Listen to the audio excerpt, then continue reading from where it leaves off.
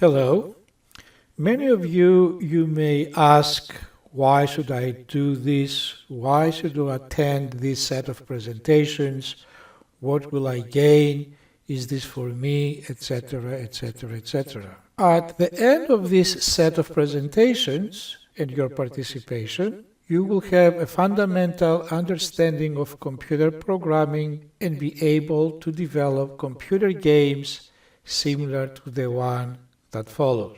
Let the show begin. As I mentioned a few seconds ago, when you complete the presentations, you will have a good understanding of computer programming concepts and techniques. An additional benefit will be, besides having fun, you will be able to develop computer games like this one that you are going to witness in a few seconds. As you see, there are instructions at the beginning. The objective is to hit as many apples as you can, which is the target on the left, and it's going to be a moving target. You have 20 arrows to your disposal, and every time you want to shoot an arrow, you have to hit the space bar. On the upper right corner, you have the scores. The highest score up to this point is 31 points. Your score, since you haven't started yet, is 0, and your score will go up or down depending if you successfully hit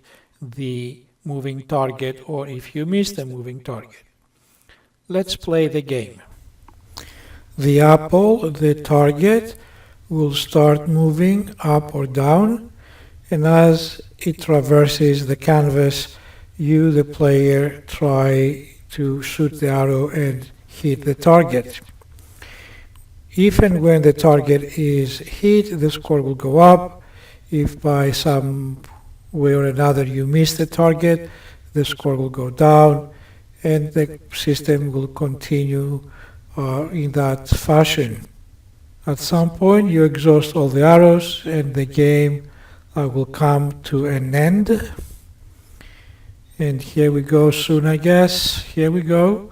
The system will display a message and it will terminate. Thank you, and see you soon online.